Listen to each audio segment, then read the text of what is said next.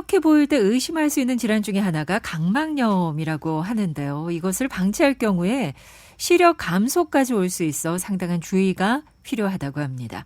자, 오늘은 각막염의 증상과 치료에 대해서 자세하게 알아볼 텐데요. 다양한 안과 질환과 관련해서 궁금한 점 있으신 분들 짧은 문자 50원, 긴 문자 100원, 샵 0949번으로 남겨주시면 되겠습니다.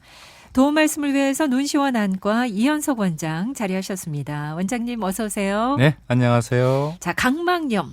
일단 각막이 무엇인지, 각막염이 이제 어떤 건지부터 좀 짚어보죠.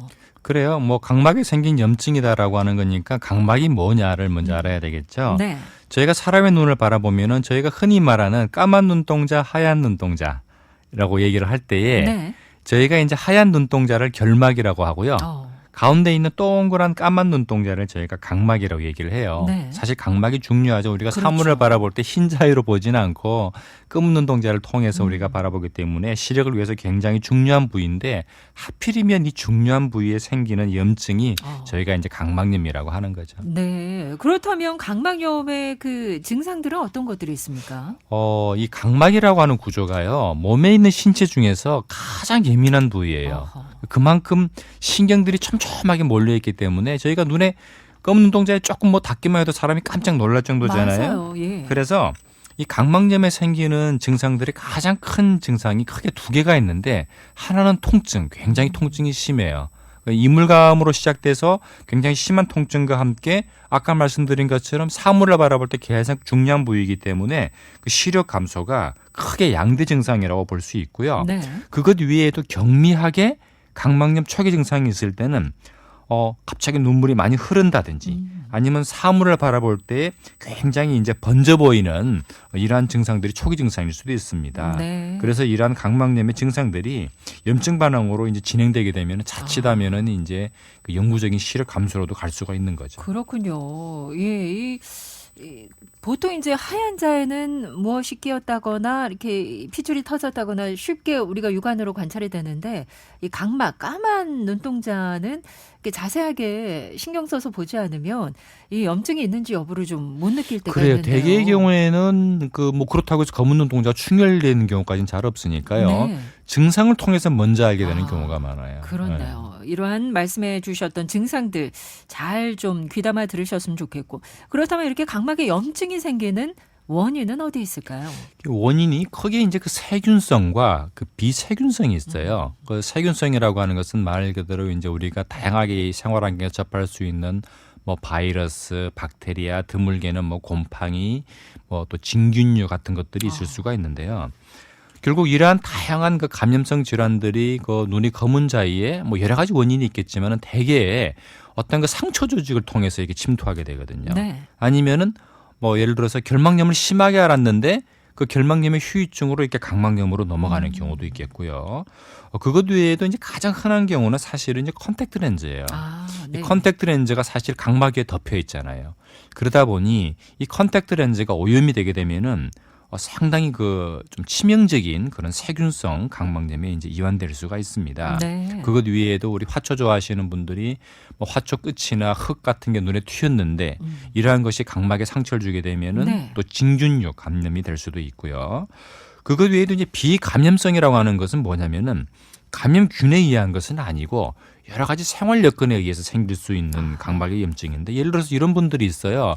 그 눈에 이제 여러 가지 눈꺼풀 안검에 장애가 있어서 눈을 다 감지 못하는 분들이 있잖아요. 네. 또는 이제 눈을 깜빡깜빡거릴 때 충분히 눈의 표면을 이렇게 보호해주지 못하는 이런 분들은 그 눈의 그 각막 부위가 노출이 돼요. 우리도 입을 벌리고 있으면 입이 헐잖아요. 그러니까. 그것처럼 이 눈을 깜빡깜빡거리는 이 기능이 떨어지게 되면은 검은 눈동자가 이제 헐게 되는 이러한 경우나 또는 저희가 이런 경우 흔하죠. 주부님들 댁에서 이제 뭔가 좀 약품으로 세척을 하다가 이런 네. 것들이 눈에 튀다.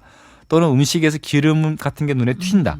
이러한 어떠한 그 외부 약재나 어떤 화학 물질에 의해서 눈에 상처를 받게 될 때도 이러한 부위에 이제 그 외상으로 인한 각막염이 생길 수가 있는 거예요. 그렇군요. 우리 일상생활에서 알게 모르게 각막염을 그럼요. 유발할 수 있는 그 원인인자들이 상당히 다양하죠. 다양하네요. 아니 말씀 듣다 보니까 그러면은 예를 들어서 이제 눈에 뭔가 이렇게 들어갔어요. 예. 이 응급조치를 이거 어떻게 빼야 됩니까? 뭐 예를 들면은 뭐 눈썹이 들어갈 수도 있고 아니면 어떠한 뭐 것들이 이제 들어갔을 때 네네. 손으로 만져서 빼면 상당히 그거는 위험할 안 수 좋은 있으니까요. 방법이고요. 예를 들어서 이제 우리가 눈에 뭔가 들어갔어요. 네. 그러면 이게 흰 눈동자, 결막이 있을 수도 있고 각막이 있을 수도 있는데 네. 이게 붙어 있는 경우가 있어요. 그냥 묻어 있다고 우리가 얘기를 하잖아요. 네. 이런 경우는 사실은 뭐 인공누액 같은 걸로 여러분 깜빡깜빡해서 씻어내거나 네. 아니면 그냥 세면대에 눈을 깜빡깜빡해도 대개는 빠져요. 빠지지 않으면 어딘가 붙어서 우리가 이제 끼어 있다고 얘기를 하잖아요. 네. 이런 경우고요. 또 한 가지는 이게 박혀 있는 경우가 있어요. 어떤 힘이 들어가가지고 이게 이제 조직에 박힌 거죠. 이런 경우는 아무리 씻어도 안 나와요. 그래서 이런 것은 절대 본인이 뭔가 손이나 기구를 가지고 꺼내려고 하게 되면은 2차 감염을 일으키니까 네. 이때는 병원에 오셔야죠. 병원에서 제거를 해야 되는 게 맞죠. 그래요.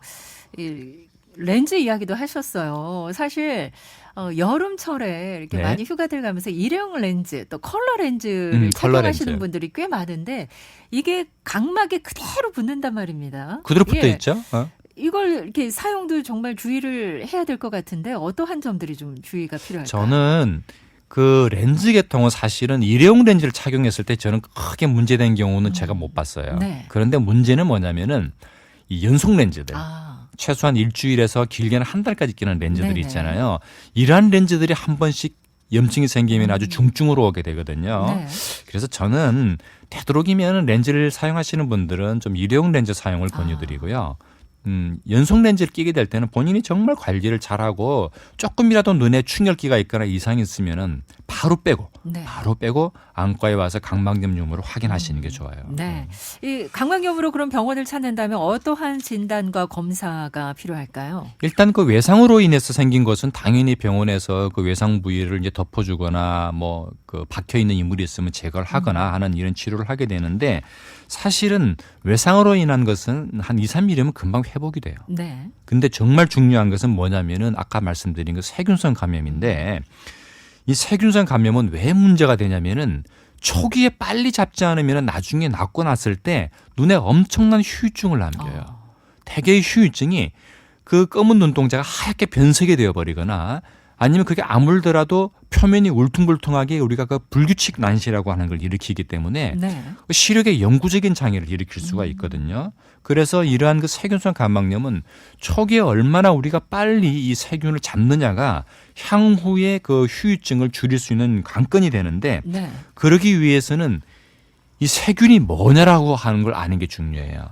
저희가 박테리아 같은 경우도 종류가 워낙 많거든요. 그렇죠. 순한 놈부터 시작해서 독한 놈까지. 그렇기 때문에 거기에 맞는 항생제가 사실은 다 달라요. 네. 그리고 그것보다 더 독한 것은 이게 곰팡이균 같은 거. 곰팡이균은 정말 치료하기 쉽지가 않거든요.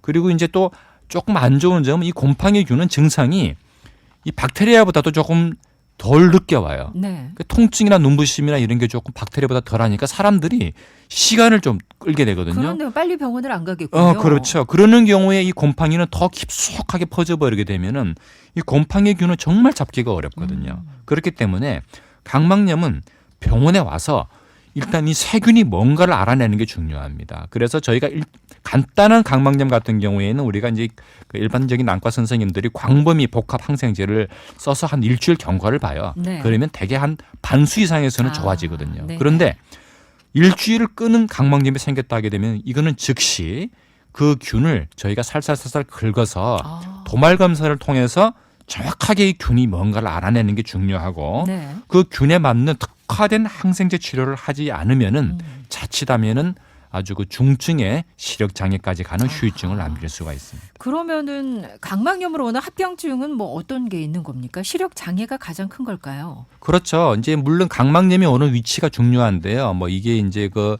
각막의 바깥자리에 생기게 되면은 그쪽 주위가 이제 혼탁이 온다고 하더라도 시력을 직접 가리지는 않기 때문에 뭐 이제 좀 난시를 좀 많이 생기게 한다든가 아니면은 좀 눈부심 같은 거 정도를 일으키게 되는데 네. 하필이면 이게 좀 불행하게도 우리가 사물을 바라보는 그 검은 눈동자의 중심부에 딱 생기게 버리게 되면은 그것은 거의 10중 8구 이제 어느 정도의 시력 장애를 남기게 돼요. 아하. 시력 장애를 남기게 되고 정말 심한 경우에는 거의 일상적인 생활을 할 수 없을 정도의 혼탁이 발생해 버리기 때문에 각막 이식 수술까지 가야 되는 경우도 있습니다. 그렇군요.